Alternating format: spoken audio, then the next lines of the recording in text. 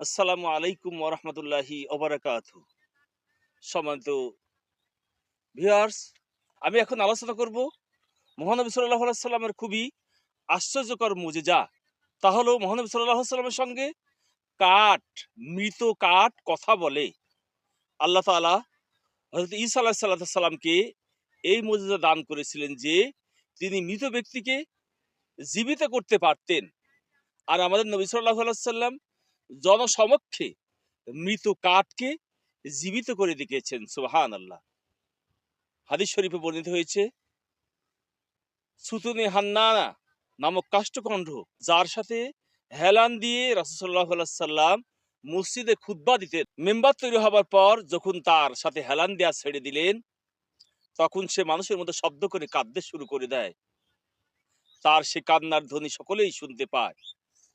উপস্থিত সাহাবেকরাম খুবই তাজ্জব হন। তার শরীর জুড়ে কান্না। রাসূল সাল্লাল্লাহু আলাইহি সাল্লাম জিজ্ঞেস করলেন, তুমি কাঁদছো কেন? তুমি কি চাও? বলল, আপনার বিয়োগে আমার জীবন খুন হয়ে গেছে।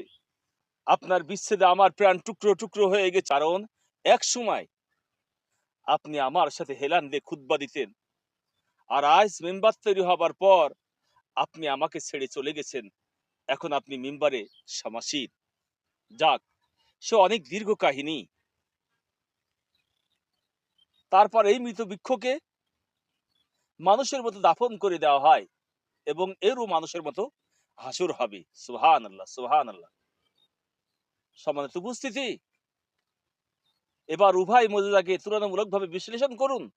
বুঝতে পারবেন মৃতকে জীবিত করা কতটা বিস্ময়কর, যতটা বিস্ময়কর কাষ্ঠখণ্ডকে জীবিত করা। কারণ আজ যে মৃত কাল সে জীবিত ছিল। দীর্ঘদিন তার জীবন ধারণের ফলে বিষয়টি সকলের কাছে পরিচিত যে এই লোকটি কথা বলতে পারে, চলতে পারে ইত্যাদি। কিন্তু একটি মৃত বৃক্ষকে জীবিত করা, তার কান্নাকাটি করা এবং প্রশ্নোত্তর সবটাই অসম্ভব বিস্ময়কর। তাছাড়া এ থেকে এই কথাও প্রতিভাত হয় যে হযরত মূসা আলাইহিস সালামের লাঠি যে সাপ হয়ে জাদুকরদের কৃত্রিম সাপের বহর খেয়ে শেষ করে ফেলেছিল, সেই মুজিজার চাইতে অনেক তাজ্জবকর। দুয়ের মধ্যে পার্থক্য অনেক। কারণ সেখানে তো হযরত মূসা আলাইহিস সালাম সাপ হওয়ার জন্য বলতেন, সাপ হওয়া কামনা করতেন। আর আমাদের হযরত সাল্লাল্লাহু আলাইহি সাল্লাম তো কামনা করেননি, বরং জানেনও না।